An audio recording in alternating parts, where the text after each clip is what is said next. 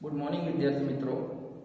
હવે પછીનું ધોરણ 12 ની અંદર જે વિજ્ઞાન વિષયનો આપણો હવે પછીનો ટોપિક છે ફલન અને ગર્ભસ્થાપન.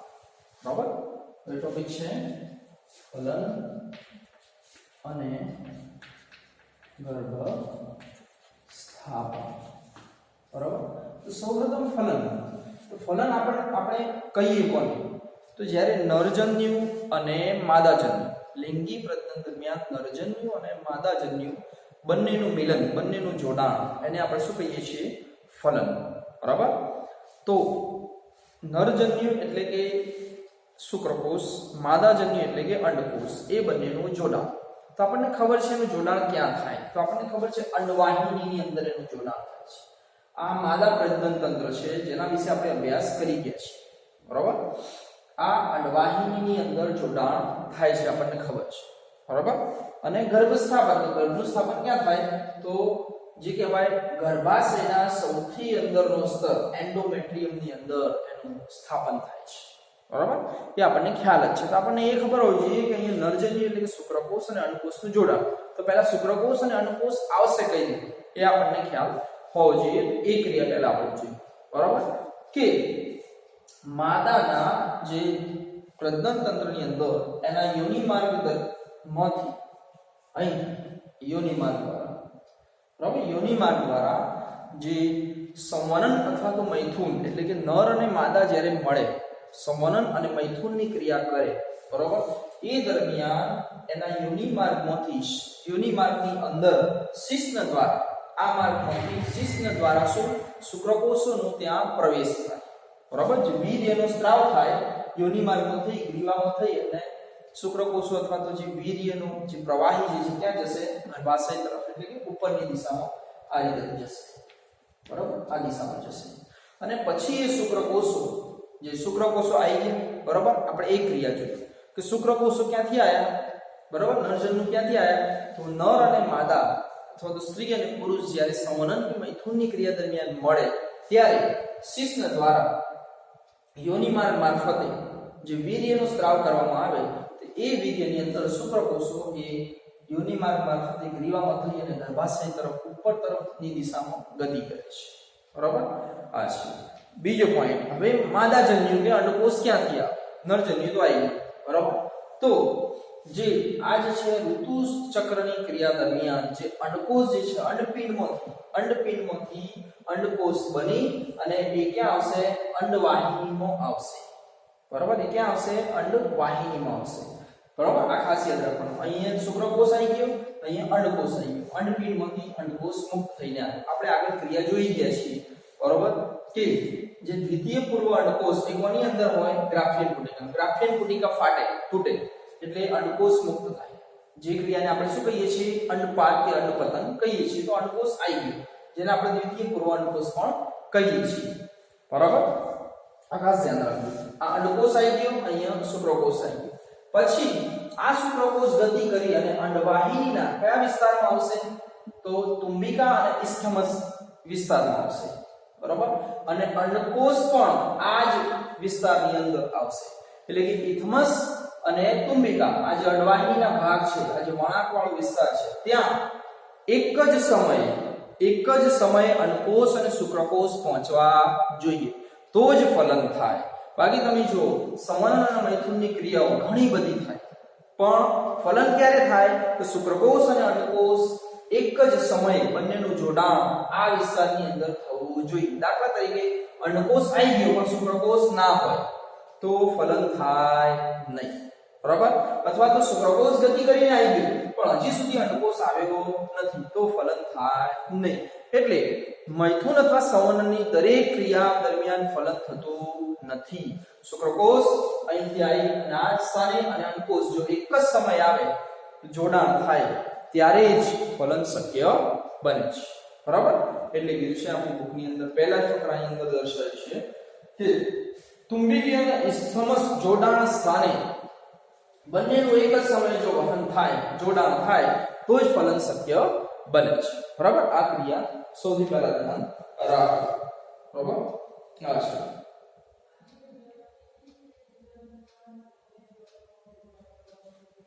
બરાબર આ છે કે ફલનની ક્રિયા આ રીતે થાય।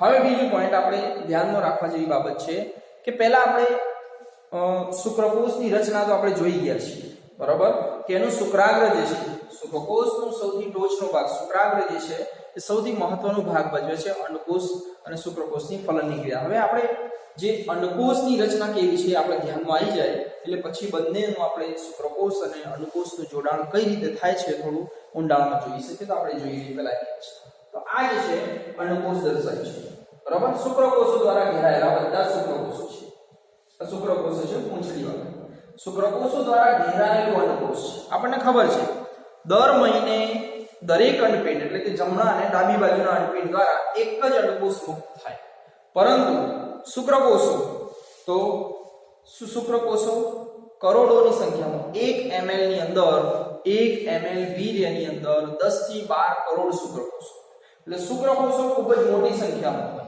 અને અંડકોષો શું હોય માત્ર એક જ હોય એક મહિનાની અંદર બરાબર આ ખાસ ધ્યાન રાખવાની આની સંખ્યા। બીજું અંડકોષો ચલિત હોય નહીં એ વહન પામી શકે અને શુક્રકોષો હોય પૂંછડી ધરાવે છે જે એની ગતિ કરવામાં ચલિત છે ખાસ ધ્યાન રાખો નરજન્યુઓ ચલિત છે માદાજન્યુઓ ચલિત છે નહીં।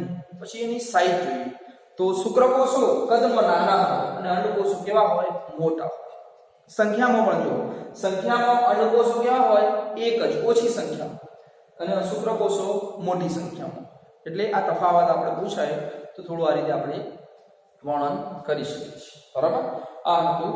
બીજું કે હવે અંડકોષની રચના જોઈએ તો અંડકોષની અંદર આપણે અંદરથી બહાર તરફ આવીએ તો એના કેન્દ્રની અંદર એક કોષ કેન્દ્ર હોય છે આ જે છે કોષ કેન્દ્ર દર્શાવે છે બરાબર। પછી અંદરની તરફ આ જે નાના નાના બિંદુઓ છે શું છે જરદી બિંદુઓ શું કહેવાય એને જરદી બિંદુઓ બરાબર। પછી છે એની બહાર તરફ આવો તમે તો એના જે કોષ રસ પટલ છે બરાબર આ જે છે પહેલું પટલ છે કોષ રસ પટલ છે એની ઉપર શું છે ધ્રુવકાય આપણે અંડકોષ જનનની ક્રિયા દરમિયાન જોયા હશે કે પ્રાથમિક પૂર્વ અંડકોષનું વિભાજન થાય તો એમાંથી દ્વિતીય પૂર્વ અંડકોષ અને એક ધ્રુવકાય છૂટું પડે જે અસમાન વિભાજન થાય એ જ રીતે અહીંયા પણ દ્વિતીય પૂર્વ અંડકોષ છે અને એમાંથી છૂટું પડેલું આ શું છે ધ્રુવકાય છે બરાબર।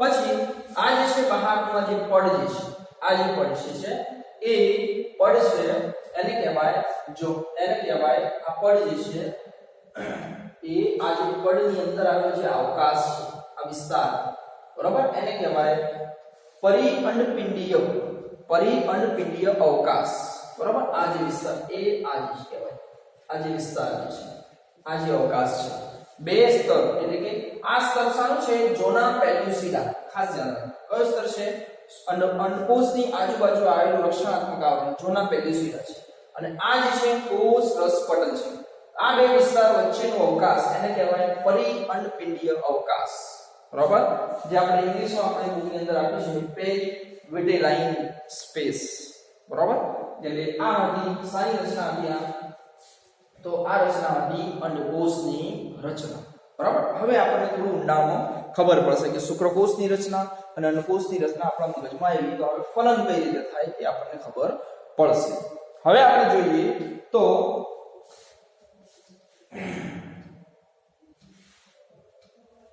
કે હવે આપણે જોઈએ કે માની લો કે આ યોનિ માર્ગમાં થઈ યોનિ માર્ગથી તો અંડવાહિની સુધી શું યોનિ માર્ગથી તો અંડવાહિની સુધી શુક્રકોષોને પહોંચવા માટે કોનું વહન કહું છું શુક્રકોષો અહીંથી વીર્યમાં થઈ અને વીર્ય આ યોનિ માર્ગમાં થઈ અને વીર્યનો સ્ત્રાવ અહીંયા થશે એટલે યોનિ માર્ગથી તો અંડવાહિનીના વિસ્તાર સુધી પહોંચવા માટે શુક્રકોષોને 5 થી 6 કલાકનો સમય લાગે છે ખાસ ધ્યાન રાખજો કેટલો સમય લાગે 5 થી 6 કલાકનો સમય લાગે છે બરાબર।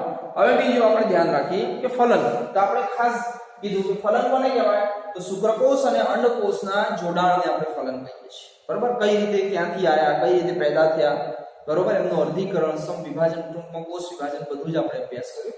હવે ફલન જોવાનું છે તો અહીંયા જોઈએ તો આપણે જાણીએ છીએ એ પ્રમાણે કે હું અહીંયા શુક્રકોષ દોરું છું બરાબર કે આ માની લો શુક્રકોષ છે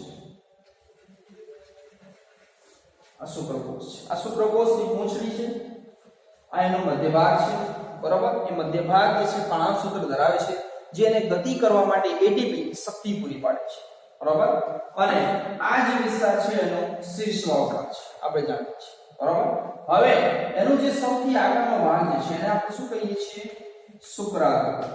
અને આપણે જાણીએ છીએ કે આ શુક્રાગ્ર જે છે જ્યારે ફલન થાય ત્યારે આ શુક્રાગ્ર જે છે એટલે કે શુક્રકોષનો અગ્રભાગ ટોચ એની અંદર જે ઉત્સેચકો આવેલા છે, જે તત્વો આવેલા છે એ અંડપિંડના આ જોના પેલ્યુસિડા અને કોષરસ પટલને તોડવામાં મદદ કરે છે. શાના માટે મદદ કરે? તો આ શુક્રાગ્ર જે છે એ અંડકોષના જોના પેલ્યુસિડા અને કોષરસ પટલને તોડી અને અંદર જવાની અંદર શુક્રકોષને અંદર જવામાં આ ભાગ મદદ કરે છે. એ ભાગમાં એવું શું આવેલું છે? તો ઉત્સેચકો. અને એ ઉત્સેચકોમાં સૌથી મહત્વનો ઉત્સેચક કયો છે? હાયલ્યુરોનિડેઝ. આ ખાસ નામ યાદ રાખજો, આપણી બુકમાં છે નહીં, આગળ પણ કદાચ મેં કીધેલું હશે, હાલના ટોપિકમાં નથી, કદાચ શુક્રકોષની રચનાની અંદર પણ મેં તમને જાણ કરી હોય એ ટોપિકમાં હોય તો ખ્યાલ. હાયલ્યુરોનિડેઝ નામનું ઉત્સેચક જે છે શુક્રાગ્રની અંદર આવેલું છે અને એ જોના પેલ્યુસિડા કોષરસ પટલને તોડી અને શુક્રકોષને અંદર જવામાં શું કરે છે? મદદ કરે છે. શુક્રકોષ અંદર આવી ગયું, બરાબર. એટલે કે શુક્રકોષ જે છે એનો મધ્ય ભાગ અને એનું શીર્ષ અંદર આવે છે પણ પૂંછડી અંદર આવતી નથી, શુક્રકોષ અંદર આવી, બરાબર. પછી શુક્રકોષ રૂપે અને એનું જે કોષ કેન્દ્ર જે છે અહીંયા પછી એનું શુક્રકોષનું કોષ કેન્દ્ર એ નર પ્રકોષ કેન્દ્ર તરીકે વર્તે. શાના તરીકે વર્તે? નર પ્રકોષ કેન્દ્ર તરીકે ઓળખાશે, બરાબર.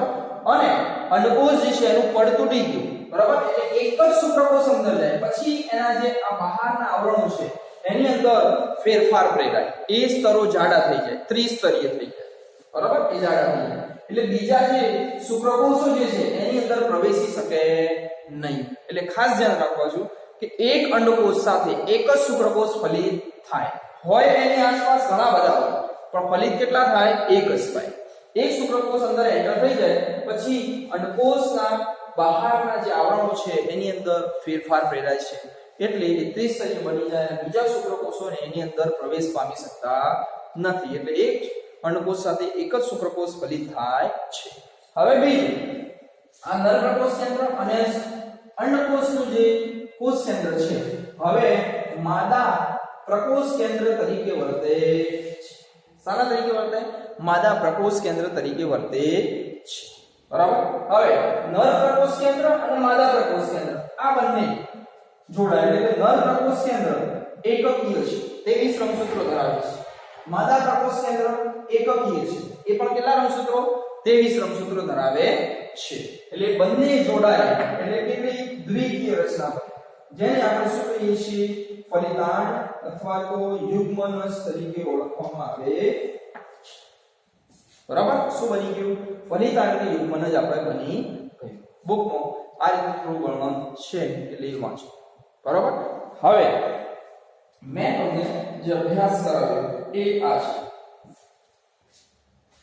એ પહેલો ફકરો મૈથુનની ક્રિયા કઈ રીતે યોનિ માર્ગમાં ક્યાં થઈ અને શુક્રકોષ ક્યાંથી આવે અને અંડકોષ ક્યાંથી આવે એ મેં તમને અભ્યાસ કર્યો પહેલા ફકરામાં. બીજા ફકરાની અંદર આપણે અંડકોષની થોડી રચનાનું તો ઓછું વર્ણન છે પણ નર પ્રકોષ કેન્દ્ર માદા પ્રકોષ કેન્દ્ર જોડાઈ અને ફલિતાંડ કઈ રીતે બને એ આપણે રચના જોઈ, બરાબર. એનો અભ્યાસ કર્યો. હવે આ ત્રીજો ફકરો જે છે ત્રીજો એ જાતિ નિશ્ચયનું છે, એ આપણે આ ટોપિક પછી લઈએ એટલે તમને થોડો વધારે ખ્યાલ હશે. હવે પછી આપણે ગર્ભસ્થાપન, આ ગર્ભસ્થાપનનો ટોપિક છે આપણો અહીંયા સુધી, એનો અભ્યાસ કરીએ આપણે પહેલા, બરાબર. હવે શાનો?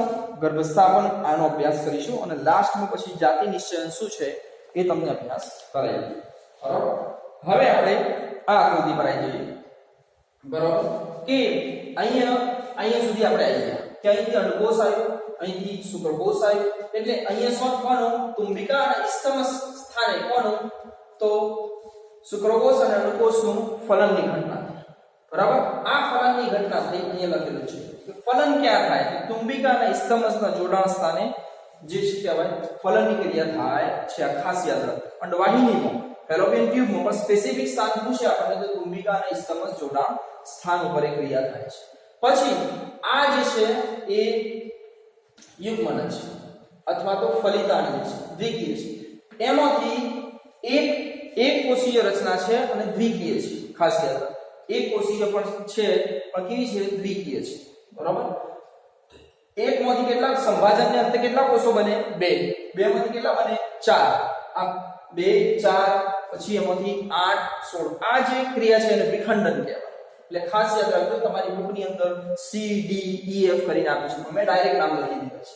બે કોષો આમાં છે, બે માંથી 4 બને, સંવિભાજનને અંતે વિખંડન કહેવાય. પછી 4 માંથી 8 કોષીય રચના બને અને 8 માંથી પછી 16 કોષીય. આ 8 થી 16 કોષીય અવસ્થા છે એને શું કહેવાય? મોરુલા. એને શું કહેવાય? મોરુલા. ખાસ યાદ રાખજો, મોરુલા શું છે? મોરુલા એટલે શું? ઘણીવાર ટૂંકા પ્રશ્નોમાં પૂછાઈ ગયું છે. તો જે કહેવાય ફલનને અંતે ફલનની ક્રિયા દરમિયાન ફલિતાંડમાંથી સંવિભાજન દ્વારા જે 8 થી 16 કોષીય અવસ્થા બને છે ફેલોપિયન ટ્યુબની અંદર અંડવાહિનીમાં, એને કહેવામાં આવે છે મોરુલા.